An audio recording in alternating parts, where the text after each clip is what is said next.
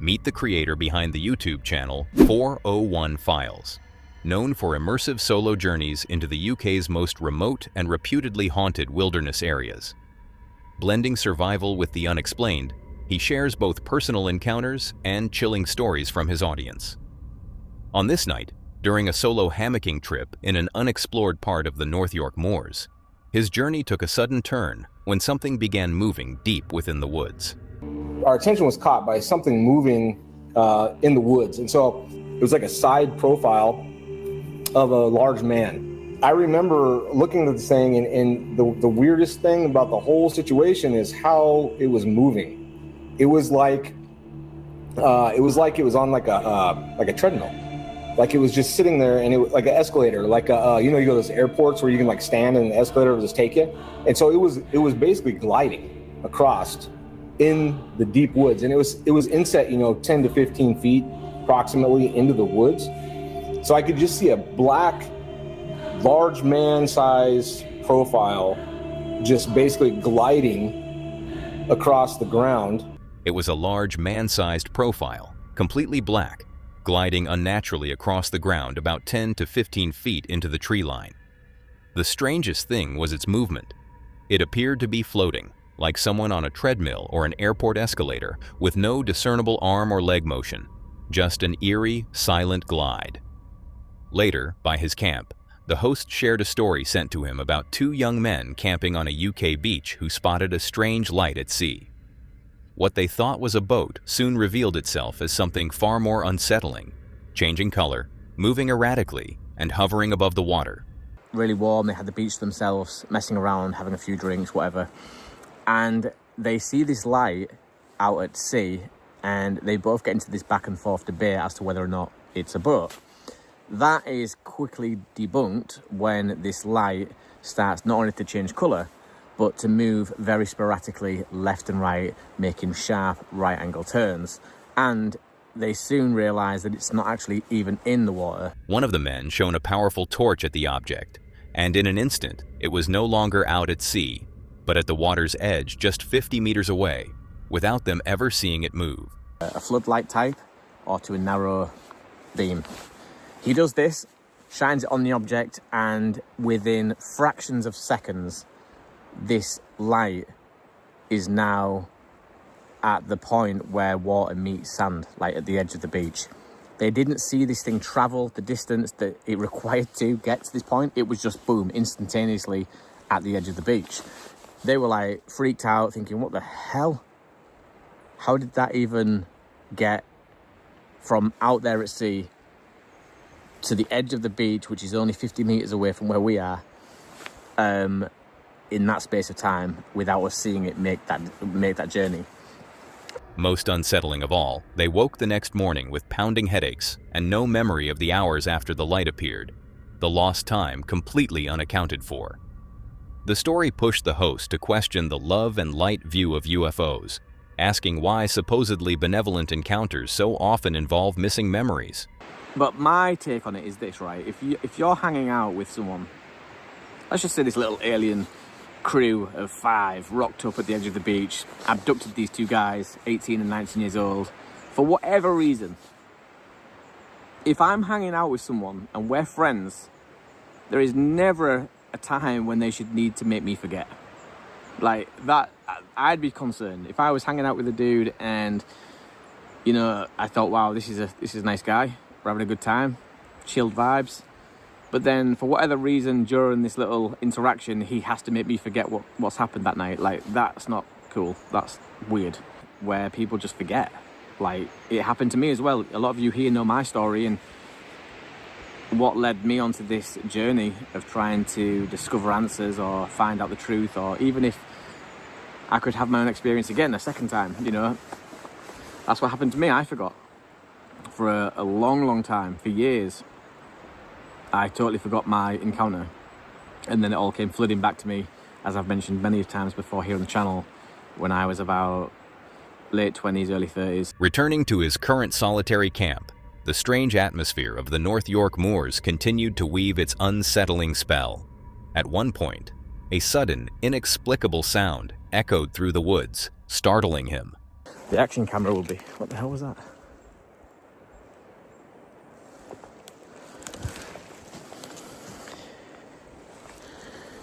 He even recalled capturing another truly creepy sound during a previous trip to the same area, a piece of footage he deeply regretted not being able to release to his audience due to technical issues. In fact, I was back up here a few weeks back, and I heard something creepy as hell. If I've got the footage, still, the video never came to light. I don't know why. Something happened with storage, I think, or there was some technical issue where I had to start deleting a load of things. So the video never got wrapped up, but I kept the important footage, which was the sounds that I picked up. And if I can find them throughout my album right now, I'll paste them in on this video so you guys can hear it.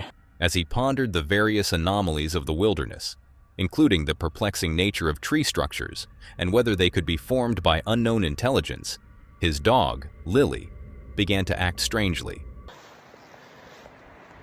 Freaks me out. It's like, why is she staring like contently into my eyes, like deeply, like she can smell there's something wrong with me. Maybe I've got a disease and she knows, but she can't say. And she's like smelling it and thinking, oh boy. Her intense, prolonged stare at him, as if sensing something deeply amiss, added another layer of unease to the already heightened senses of a solo camper in a place known for the unexplained. Later, he returned to the patterns behind these encounters, drawing from personal experience and shared stories. Now, the friend that didn't see the being off in the woods or wherever, when they look at their friend after the sighting, they say that their face is frozen in fear. Now, this would be absolutely terrifying, right? Their face, their jaw is oddly open at a level that shouldn't even be possible. It's like their face is melted and just drooped down. They look like the Scream mask. You know the movie Scream? They look like that kind of face, frozen in fear. And usually after this encounter, when that happens, both parties end up having a period of missing time, or some kind of an abduction scenario follows soon after. That is one thing that I hear a lot of, this frozen in fear type face that is abnormally without touching the ground. A lot of people that see these creatures claim that they look like they're on an escalator. You know, when you go to the airport and you stand on those escalators and they move you along really, really quickly without you actually even walking. Now, you can walk on them and they'll still move you along really, really quickly, but it's a weird motion and it doesn't look natural. Now, imagine seeing something do that in the woods, in the thick, dense woods between the trees. Because people have seen Bigfoot, people have seen these extraterrestrial beings claim that that is how these creatures move. It's almost like gliding. I have no answers for this. I have no answers, but I pray that I don't ever see the day where something unexplained, creepy as hell, is moving through the forest like that to me, because that would be game. His own encounter involved a creature that moved normally, leading him to believe these phenomena aren't tied to a single species, but to many intelligent beings, some of which may have already visited our world. The deep woods of the North York moors still guard their secrets, offering only fleeting glimpses of the unexplained. For the creator of 401 Files, these encounters are a reminder that some mysteries, especially what moves silently through the trees, are never meant to be understood, and venturing into the wild can mean facing the unknown. Whatever truly moved through that night sky may never be fully understood, lingering just beyond human explanation. And what remains just as uncertain is what unfolds in this next unsettling encounter. This next clip comes from the ever-popular UFO subreddit, a community dedicated to discussing all things unidentified in the skies. This footage was uploaded by user Soul Reaver and filmed at 3:13 a.m. on August 28, 2025 in Batour, New Brunswick, Canada.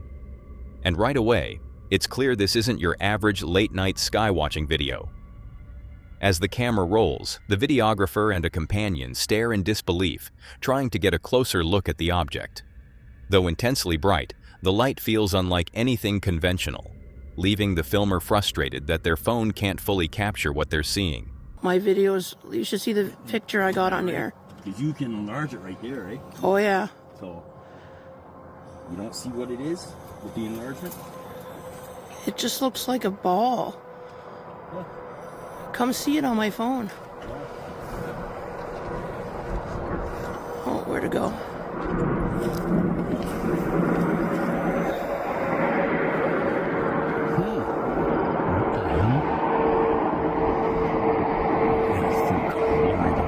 Too bad I don't have my binoculars with me. Yeah. I got a strong pair of binoculars. A bright, stationary light hovered over the bay far above the city's tallest buildings, making it clearly airborne. In person, it appeared much brighter and easier to look at than on camera, as if the phone couldn't capture its true nature. Yeah. Camera. Is it camera or video? Camera. Camera, and then... I'm gonna zoom in again.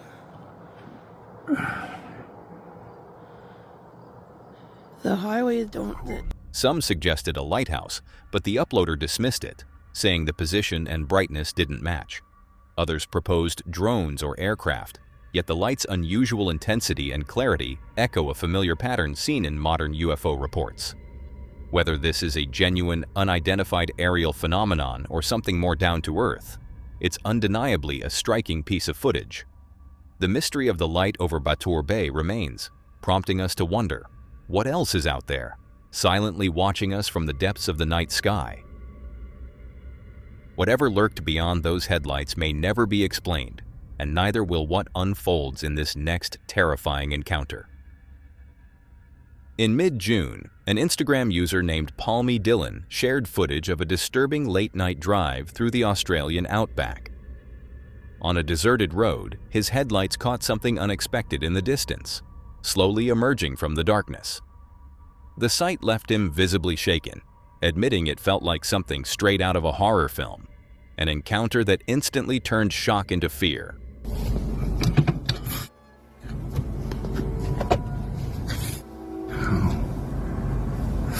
This. Seen way too many horror movies for this shit. Oh, you're a psycho, mate. A lone, motionless figure stood in the middle of the road, facing the approaching car. Startled but unwilling to turn back, the uploader slowed and cautiously passed it, briefly lowering his window to voice his alarm before speeding off into the dark night. Thankfully, the mysterious figure didn't appear to react or become violent, but the situation could have escalated very differently. The incident left many viewers, and certainly the driver, with more questions than answers. Some commenters have since suggested that the person might not have been a person at all, theorizing that it could have been a mannequin placed there deliberately to make drivers slow down on that remote stretch of road. Remote stretches of road like this are inherently unsettling, isolated, pitch black, and far from any immediate help. Encounters such as this feel ripped straight out of a horror movie, echoing those chilling moments where something truly terrifying could happen at any second, even if it doesn't. We can only hope the uploader never crosses paths with that mysterious figure again. Whatever was happening behind those doors may never be known, and neither will what unfolds in this next terrifying encounter. Meet the creator behind the TikTok account FreshGuyM1, who documents unsettling moments hidden within everyday life. Known for capturing strange and chilling scenes, one evening he recorded something that went beyond curiosity and left both him and his viewers genuinely uneasy. On a quiet evening in September 2025 in Calgary, Alberta, Canada, FreshGuyM1 was simply looking out his window when something across the street caught his attention.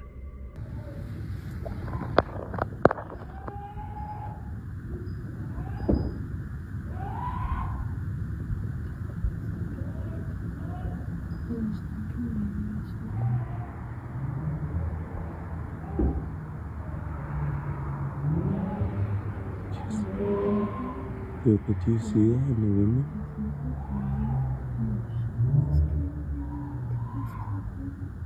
Inside a nearby house, a strange and deeply disturbing scene was unfolding, compelling him to document it. As he filmed, the eerie tableau became clearer, revealing figures and sounds that defied any easy explanation. Through the dimly lit window, a figure cloaked entirely in black could be seen moving with an unsettling deliberateness. Another person appeared to be lying motionless on the floor, deepening the sense of dread. The uploader speculated about the black-clad figure's identity, even suggesting something as ominous as the Grim Reaper or a ritualistic presence. Adding to the horror, loud, agonizing screams echoed from inside the house throughout the footage, unsettling the otherwise quiet neighborhood. Viewers were divided. Some searched for rational explanations, like a medical or mental health crisis, while others questioned why authorities weren't contacted instead of the scene being filmed. Whether this was a tragic reality, misread through fear, or something truly sinister, the footage remains chilling. The combination of the unmoving figure and piercing screams gives the scene a nightmarish, ritual-like quality, leaving the mystery unresolved and making one thing clear: watching your neighbors may never feel the same again. Whatever still lingers at Drummond's Bridge and Fort Anderson may never be understood, and neither will what unfolds in this next chilling encounter. Meet the creator behind the YouTube channel, Hawkman Explorations.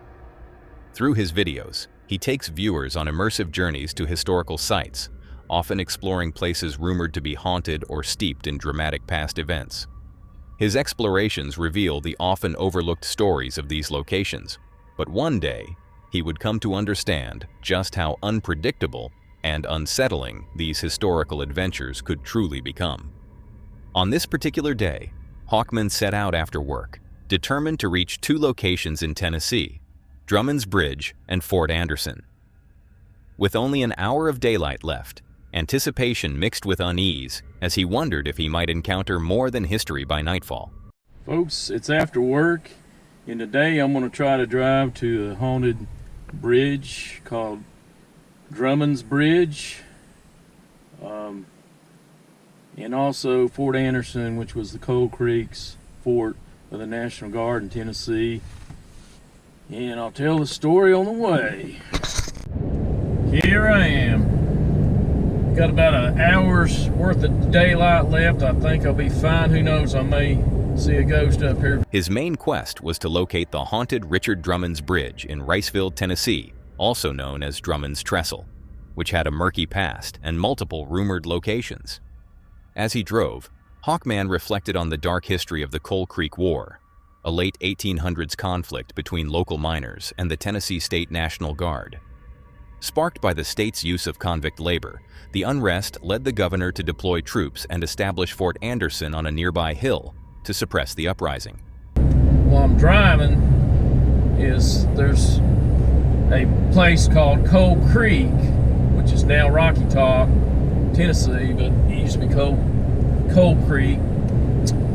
This place was a mining operations, and back in the late 1800s, there was an actual Coal Creek War started, and this was mainly between the miners and the State of Tennessee or National Guard, taking convicts and allowed them to do mining jobs. And at first it was just a little bit, but then it started growing, and the miners didn't like that, so they sent the convicts back. In one time in a train back to Knoxville, Tennessee, said, "We don't want them up here because they're taking our jobs." Tennessee governor didn't like that, so he sent in the National Guard, which eventually tried to put down the uprising, and they established a fort up here, actually, Fort Anderson, up on a hill, and I'll try to get up there maybe if I got enough time. Amid the unrest, a coal miner and Navy veteran named Richard Dick Drummond became involved in a skirmish with a guardsman, whom he killed. Without a trial, the National Guard tracked him down and hanged him from the trestle bridge that now carries his name. In the midst of all this, Richard Drummond, or also people call him Dick Drummond, was a coal miner. He also was a veteran of the Navy, but he was coal miner up here, and he got in a skirmish with a National Guardsman and killed that National Guardsman. And that National Guard unit, or the people, went and found Drummond and hung him. They hung him on this trestle bridge. No jury, no court, no nothing. Just said, hey, you know, you're gonna be hung, and they hung him. This act of frontier justice became a dark stain on the region's history, imbuing the bridge with a haunting legacy. Hawkman soon began searching for Drummond's bridge, running into conflicting information online. He ruled out one location almost immediately, realizing it was far too low to have been the site of a hanging. Okay, there's one place that says this is it. I don't believe it, but I don't even know if it's supposed to be this anymore. I don't really believe this is it right here. Okay, there's one place that says this is it, but I don't believe this is it.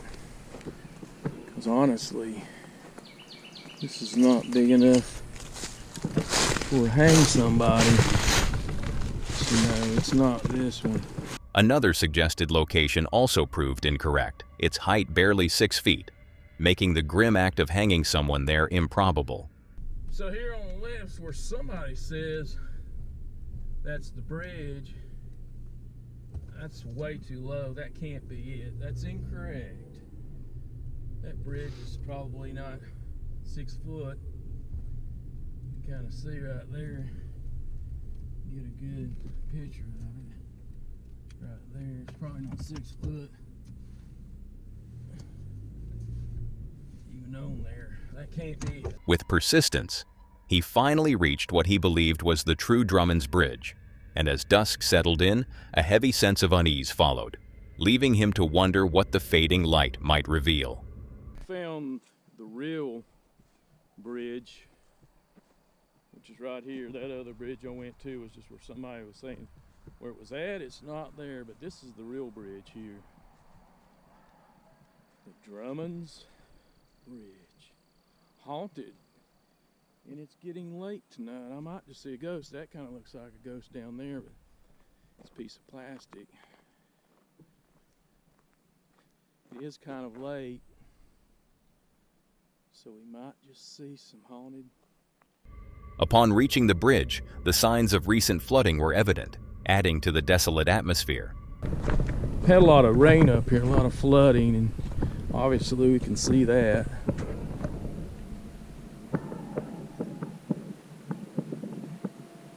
While filming, Hawkman paused, convinced he heard a ghostly sound echoing in the stillness, though it remained unconfirmed.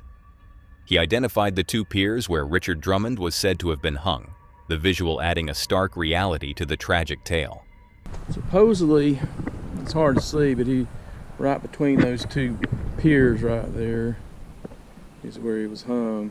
Despite the growing darkness, he decided to walk across the old structure, carefully observing his surroundings. Walking across it. The tranquility was soon broken by the sound of distant gunshots and barking dogs, creating a tense atmosphere. While no ghosts appeared, he acknowledged that such sounds were a clear signal to depart.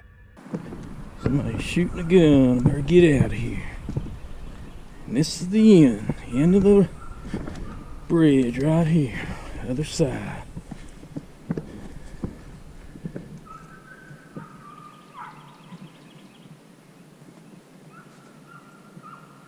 A lot of dogs and hear a lot of gunfire, but I don't hear any ghosts or see any. You start hearing that, it's time for you to get out of here. After a final inspection of the piers, Hawkman, increasingly wary of the continuous gunshots, decided it was time to leave the haunted trestle behind. There it is, right there. Right there's the 2 piers where he was hung. It's kind of underneath of it.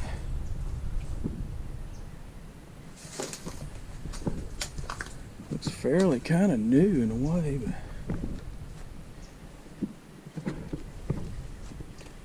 there's a chain around that one.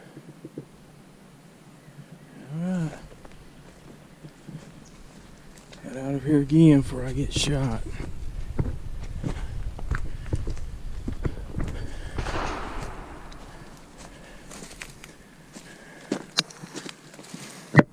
Reflecting on the bridge's height, which, while not grand, was certainly sufficient for its grim purpose, Hawkman quickly moved on to his next destination, Fort Anderson, determined to reach it before complete darkness set in and ghosts truly emerged.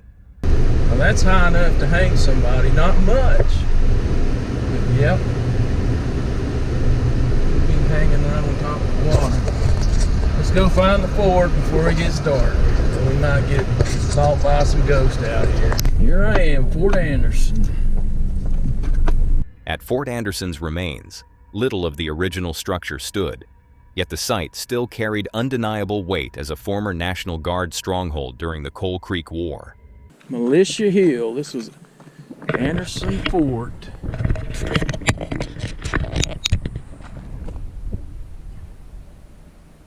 He explored the remnants of foxholes and trenches, designed to offer protection from the gunfire that constantly barraged the fort. Now down in here is their foxholes, what I call a foxhole. They had trenches down here to actually be protected by gunfire because they were fired and shot at. The site, while small, could have likely accommodated a company of troops, perhaps around 200 soldiers, or even a battalion with deeper tiered defenses. I can imagine this is probably maybe a battalion, well, maybe a company. About 200 troops would be a company size. Can't see how you get much more than that on a hill this size.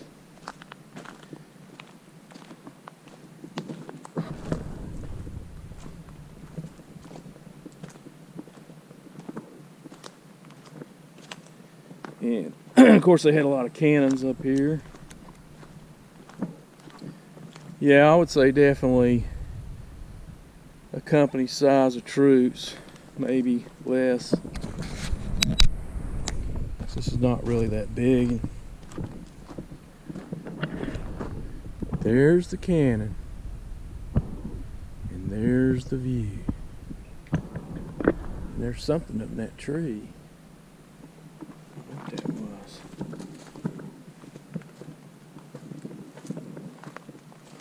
Kind of walk down the old perimeter is what we would call it. I was in the active Army and also the Tennessee National Guard.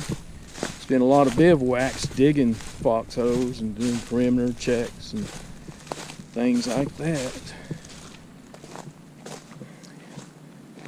Oh, there's a path down here. So it's possible, if I'm looking at this, they might have had a bigger, if they had tiers of people down here, they might have had some, might have had more of a battalion. Just about 3 companies, about 200 people, that'd be about. A solitary cannon stood as a poignant reminder of its military past, overlooking the same view soldiers would have seen over a century ago. As Hawkman circled the perimeter, drawing on his military background, a creeping unease set in. Then the silence broke. He thought he heard someone stop near his vehicle, a chilling thought in such an isolated place. I should hear somebody stopping at my vehicle.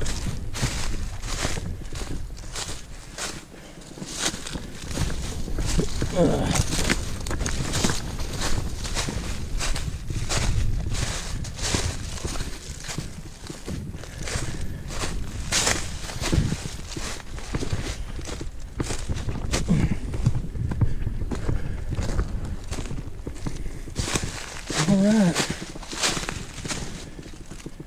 That's all there is to it. There she is.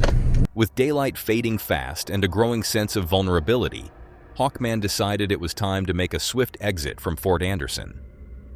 Whether the sounds were just local activity or something more, and whether the bridge's eerie noise was imagined or real, remained unclear. What lingered was the uneasy sense that places marked by tragedy can still stir in unsettling ways, reminding us that the past doesn't always stay silent. Whatever emerged from the wilderness may never be known, and neither will what happens in this next terrifying encounter. Meet CJ Faison, the creator behind the YouTube channel that bears his name. Known for dangerous explorations using the Randonautica app, CJ and his cameraman Dylan push into abandoned and unsettling places. On this night, they return to a location already steeped in unease, hoping for answers, only to stumble into something far more sinister. The adventure opened with CJ explaining just how dangerous their destination was, pointing to its unusually high crime rate despite the rural setting. He noted that isolated areas like this often hide illicit activity, setting a grim tone for what awaited them off the beaten path. Tonight, I am taking you all on an adventure with me and my cameraman, Dylan. This adventure that we are setting out on does have its dangers. As most of you know in a previous video, this one area that we were in has a very high crime rate. And it seems a little weird because it's mainly in the countryside where the crime rate is. And the reason for that is that it's a little easier to do business, illegal business, off the beating path where really no one is paying much attention. You do that stuff in the city streets or, you know, in the Walmart parking lot or something, it's probably not going to go over very well. You're probably going to get caught. That is why this area is very, very sketchy. It is known to have drug activity. It is known to have bad things happen to women. It's a very up place, and I'm not looking forward to going back to it. But the reason why we are going back is because a lot of you commented on the video, you sent us screenshots and were like, CJ, you got to go back there. First of all, it looked like there was someone around a tree right here. That's actually, we've got this picture like screenshotted to us like almost 100 times. And also, a lot of you said that I did not open the zipper on that laptop bag looking thing. We're going back to, first of all, go through that laptop bag extensively. We kept on hearing noises. They returned after viewers noticed strange details in the earlier video, including a possible figure near a tree and an unexplored laptop bag. Despite growing dread, CJ and Dylan felt compelled to go back, with CJ recalling clear human footsteps and admitting the urge to turn back had returned even stronger. We kept on hearing noises, and that's what distracted me. Now, this is a longer intro, so please bear with me, but this is information that you must know before we head off tonight and go to this location. It needs to be said. There was noises all around. There were footsteps somewhere in those woods. Now, a deer footstep and a human footstep is a lot different. You know, a deer, there's a lot more movement, right? There's 4 legs, clearly. A human is more, that's what we heard. So we were very eerie, and as soon as we got out of the car, I had a bad feeling. I told Dylan, I said, there's something not right. There's just something that's not, it's off. The vibe just does not feel right. Now, tonight, the reason why we're going back is to, first of all, see what was in that suitcase, briefcase, laptop bag thing. There was a head sticking out of it, which was very weird. At that point in time, I was not worried about what the hell the head was. I was more worried about, you know, is there someone around us? During the drive, CJ and Dylan agreed the laptop bag hadn't appeared by chance. It had been placed there. We haven't been driving, but for maybe 20 minutes, if that. Dylan and I started talking, and I wanted to get this on camera because I had mentioned in my vlog channel, I did a complete video about my opinion and what happened after the video and all of that, the location that we're going to. You all need to understand one thing. There is no possible way that a suitcase, luggage, laptop, briefcase, bag thing just grows legs and walks in the woods. Obviously, that was placed by someone. Now, is the app hacked by someone from the dark web? That's been a theory that has been spun around in my comment section like crazy. Is it a deranged person that has access to the app? Does people work for the app? There's so many of those things that you all have questioned. I don't have the answers for it. That's why I continue to do this, because I feel at some point in time, there's gonna be that one slither of evidence that's gonna slip up that we're going to get that exact answer. The danger weighed on CJ. He feared crossing paths with the wrong people. Raised in the countryside, he knew the difference between animal and human signs, and that certainty only heightened his unease. It's like cracking a cold case. That's the way that I feel. I can't sit here right now and tell you all that, oh, I'm not nervous. Low-key, I'm shitting bricks. Like, we're going back to a spot that could potentially have someone harmful waiting for us or something harmful going on in those woods that we might walk up upon. A lot of weird shit happens in woods. And now, you know, I grew up in the countryside. I get those comments a lot. Oh, CJ, you're a city boy. No, the fuck I'm not. I've never lived in the city. I've never in my life. I grew up on a horse farm. I don't like horses. They scare the shit out of me. It is what it is. I grew up in the woods. I get it. I understand that there's hunters and stuff like that and animals, but... To prepare for the worst, they agreed on a code phrase: pineapple juice. If either of them said it, it meant immediate danger and the need to leave without hesitation. What happens if we run into somebody in the woods? Like, we need like a keyword or something. Dude, it's my biggest fear of running into somebody like doing something. If they're out there at night, number one, they're doing something shady, okay? Number two, a lot of people say, oh, well, they're just playing the app too. I agree. Maybe they are. But we have tested the app before where we put two phones side by side, we say the intention out loud, and it takes us to two different locations. We've also tested the app where we say the same intent, we go to the same exact spot where we generated the location through Randonautica at, so it's picking up the same GPS signal. We've never been really sent to the same spot twice. It's the same area sometimes within, like, you know, maybe a mile or two, but that's it. I don't know, like I said, we need like a keyword or something. So this way, when we do run into somebody, we don't make it that obvious what we're about to do, but we have like... Yeah, I say this, we're gonna say pineapple juice. Pineapple juice? Yep, it's the only thing I'm gonna remember when I'm scared shitless, because I already cuss all the time. I'm like, oh shit, damn. You know what I mean? If I say pineapple juice, it means we need to get the hell out of there. That's just such a creative word. Pineapple juice.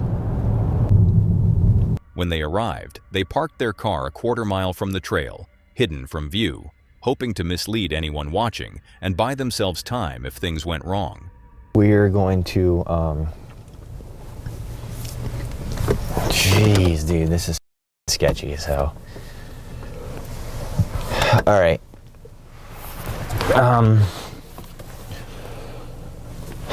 Put my flashers on, lock the door in case there's some weirdo in the woods that's gonna try to hijack our car, who knows. I'm parking, it might be a quarter of a mile walk, but there is a, I don't know, I probably can't really see it, but we'll pan the camera over here so you can see. There's like a little small area over here to the right side of the car, and I want to be smart about this. Like we got to be forward thinking enough to understand that if someone does ride down the road and they see this car, we want them thinking that we're in a different trail system than the one that we were actually in up the road here on the left. So that's why we're doing this, parking far away, gonna do a walk. I just think it's a little bit safer, and that way if, you know, if there is someone that is trying to harm us, they're thinking we're on a different trail system. As they began their trek into the dark woods, the night immediately became unsettling. A sudden, unexplained noise startled them both, a sound Dylan quickly confirmed was not his. We just... what the f was that, Dylan? I thought that was you. Negative, that was not me. Moments later, their car's flashers flickered, and CJ saw someone sprint behind it, followed by an unsettling, almost manic laugh. Soon after, a dark blue Ford Edge drove past, reinforcing the fear that they were being watched. And, oh, there's some car coming now. Yo, get this on camera. There was what looked, in my opinion, like someone ran behind the car, and they just kind of, not really squealed, but they just kind of, I don't even know, like a psycho laugh. I have no idea. Holy shit. That was a Ford Edge, probably a 2010. Looked like dark blue in color. Again, for those of you who might be new to the channel, if I see a car, I call out what it is. We take all of the information in all these videos, we compile them in a spreadsheet just to see if there's any consistency between. Bro, that was someone running down that road. It sounds like. I don't like this. I don't like this at all. The tension sparked a quick debate. Open the laptop bag there, or take it back to the car. Fearing a hidden tracker or surveillance device, they chose not to bring it with them. That suitcase back to the car either. Well, I say we just grab it and then we just run back here and then go through it inside the car. I don't know. Because what if there's like something like a tracker or something and they want us to bring it to the car so they know where we are? As they pressed on, the tension escalated with every step. CJ admitted he was terrified, deciding the only plan was to find the bag as quickly as possible and retreat to the car. I'm literally shitting bricks right now, dude. Like, I know I'm not supposed to, like, chicken out at this point, but there's literally a possibility that there could be someone in here. I'm freaking myself out, so I think we just need to walk up there as diligently as we can, grab that, and go right back to the car. Was that there before? That Bud Light can right there? I know the dog food bag was there, but I didn't. Looks new too. Yeah, it looks real new.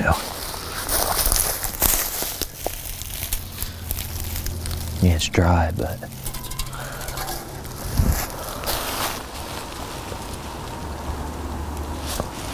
Is that a car coming? Shut your light off, Dylan. Shut your light off. Shut your light off. Shut your light off. Is that a car coming?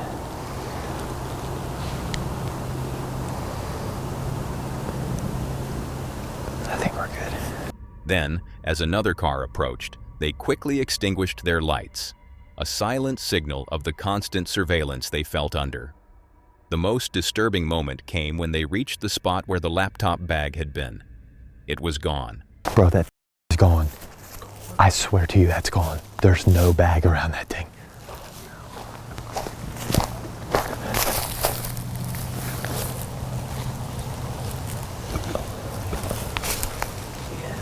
Despite the growing unease, they pressed on, encountering an arrow embedded in a tree, seemingly pointing them deeper into the desolate woods. There's a mother arrow. There is a mother arrow. Look at that. Can you get that on camera? Look at that. What the f was that?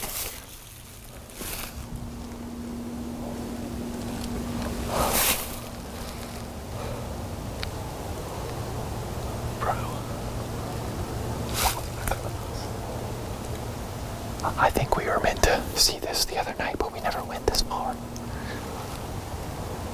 There is an arrow in a trail that says to go that way. As they moved on, another car passed their remote parking spot, heightening their paranoia.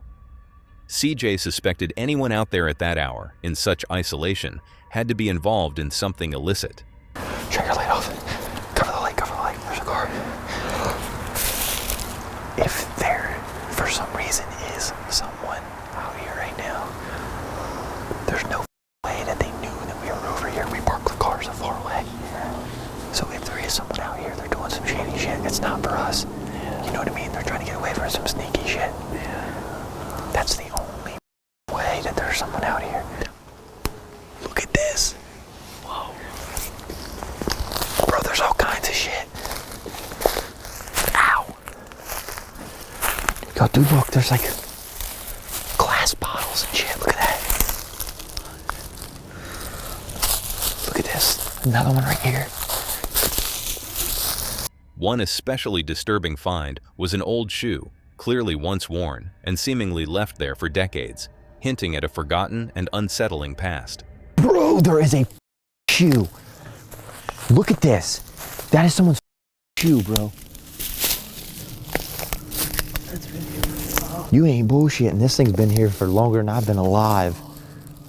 It's got like a chunk out of the bottom of it. The sounds around them intensified, with dogs barking in the distance, seemingly growing closer, and distinct noises that sounded disturbingly human, raising their anxiety to a fever pitch. I don't understand that. Like, there's... Oh, shit. Ow, damn. Oh! Ow! Yo, Dylan, look, look, look, look. This is... Alright, never mind. Look, there's old Pepsi cans. Oh, wait, that's a grape soda. How the hell did I say Pepsi? It looks like they're Pepsi cans. I'll give it to you. Yeah, it does. Oh, what's in this one? Oh, there ain't nothing in there.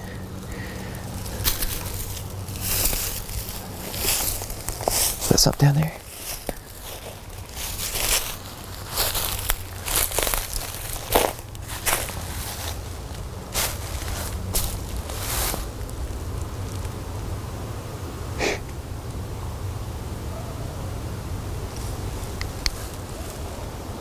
You hear that shit, right? Yeah.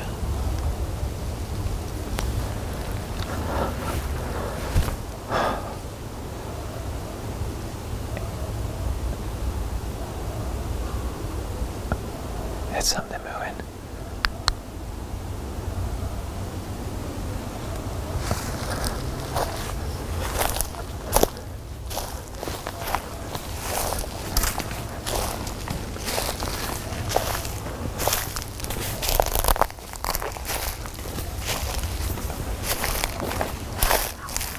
You good?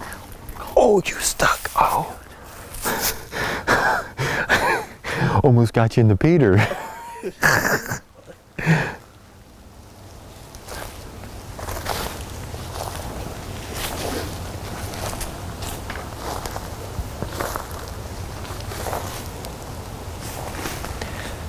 Dude, how long does this trail go back? Huh?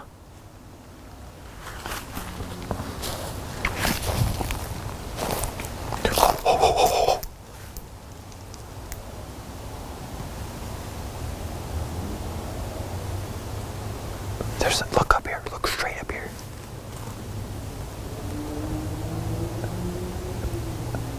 Tell me that don't sound like somebody.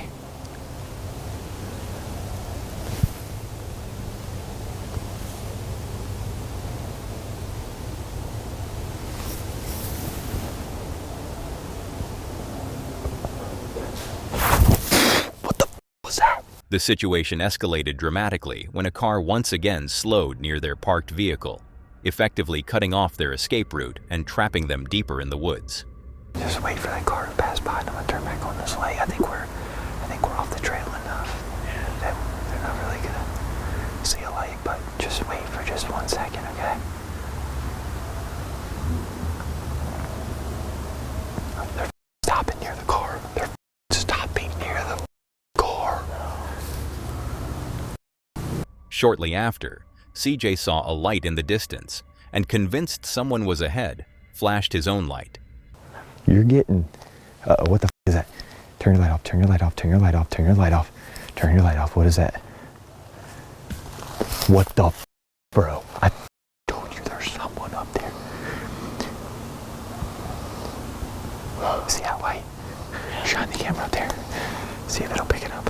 Suddenly, an unmistakable loud sound echoed through the trees, prompting CJ to freeze and urge Dylan to do the same.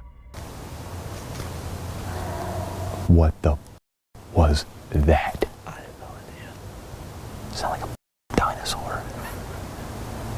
They're real. I guess.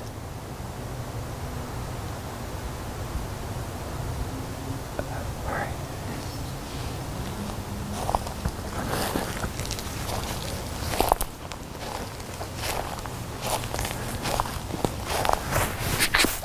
Hey, come here.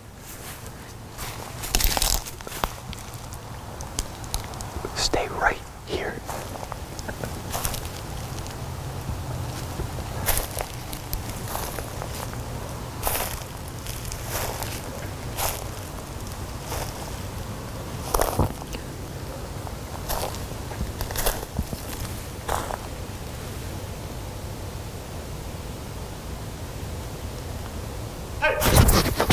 Move! We're gonna die. Dylan, don't move an inch.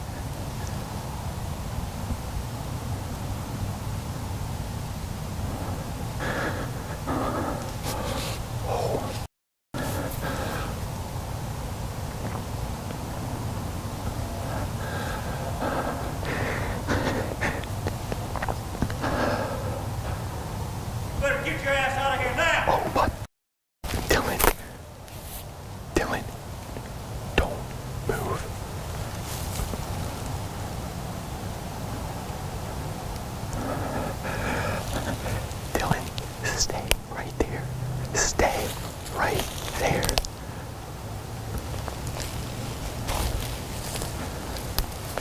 Don't stop. Don't move. Don't move. Don't move. Don't move. Don't move.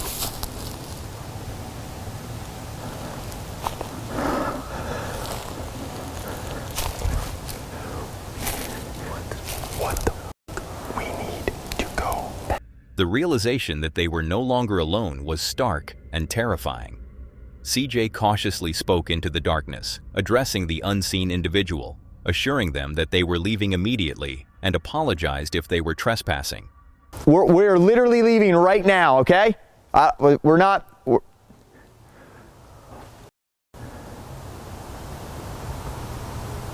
trying to trespass. If we're trespassing, I do apologize. We're going to turn around right now and start walking away. Motherfucker, go! In a burst of panic, CJ yelled for Dylan to run, and they fled back down the trail as fast as they could, their hearts pounding in their chests.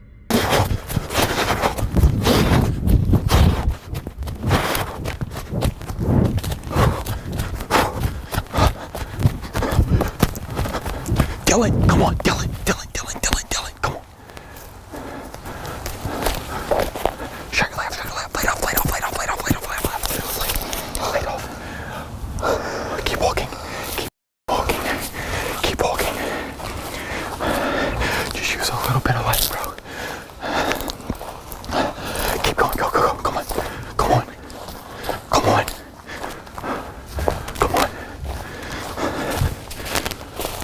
Bro. Hang on, stop right here. There's just one light, it's falling off the camera. Okay, give me the light. Give me the light, I'm gonna turn it off, okay? Hang on. Okay, we're fine. We just need to walk the out of here very slowly. Don't stop. Do not stop. You walk in front of me. I'm gonna flash the light backwards in just a second. You good, dude? Dylan struggled to keep pace, on the verge of collapsing, while CJ urged him to breathe, desperately trying to keep them both moving forward, away from the menacing figure they had just encountered.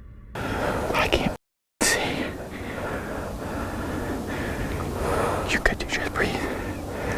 Just breathe, bro. Alright, start walking again. What the f? Okay, start walking. Just start walking as fast as you can. Keep going, bro. You got yourself a light? Yeah. Grab that. We're at the trash can. Just keep on going. Keep going. I'm gonna flash the light backwards here in just a second. Just whatever you do, breathe. You can't pass out back here. Stop. Okay. Alright, keep on walking. I'm gonna flash this light backwards. Bro, look. Dylan, look. There ain't nobody back there. Breathe and keep walking. Go ahead. I can't have you pass out on me, bro. Near the end of a trail, we heard people walking along the road.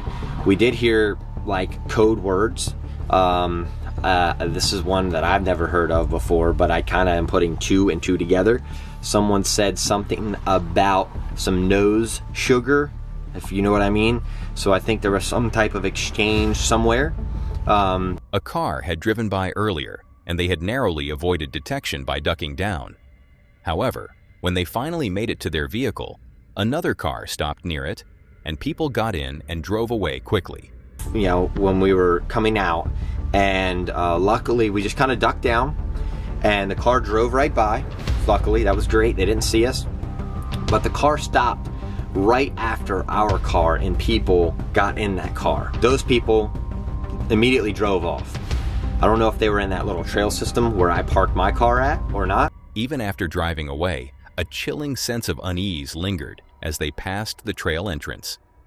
CJ felt an intangible presence, as if someone was still watching from the shadows. When we drove off, we're going the trail is kind of down here and we're driving by it, and it would be on our left-hand side. There was no one standing there, but you just kind of felt weird. And I don't know if it was just because like that's where all this scary shit just happened, or if there might have been someone standing there. I have no idea. I didn't personally see anybody. I just sensed something was there. The experience left them both speechless for a full 10 minutes, deeply shaken by how close they had come to potential harm. CJ openly admitted his terror, challenging anyone who might question their fear in such a dangerous, crime-ridden area. For 10 minutes, we were just like, it was one of those deals where you don't talk. You just think about how close we got to someone potentially harming us. A very scary human interaction. And I can tell you from the bottom of my heart, I was terrified. I'm not going to sit here and pound my chest and, oh yeah, I'm a big man, I wasn't scared. No, that I was scared. Dylan was scared. Anybody would have been scared in that situation. And I love the comments on YouTube where like, why don't you all do this and why don't you all do that? Well, you know, if we did, there would probably be a different outcome a lot of times. We would potentially get hurt. So, you know, be careful when you comment those things if you are one of the people who do that. Because, you know, it's easy to be a keyboard warrior and say, oh, I'd have done this, I'd have gone and approached that man. No, you wouldn't. Not if you knew the area that we were in. It's a crime-ridden area. It just is. It is what it is. So, I hope that you all can understand. While spirits may offer a momentary scare, the real threat often comes from unpredictable people. CJ and Dylan escaped unharmed, but the experience was a sobering reminder that chasing the unknown carries real risks, and some nights leave scars that linger long after the adventure ends. Now that was all for today, folks. If you enjoyed these clips, subscribe to my channel and click to see more on the video on screen.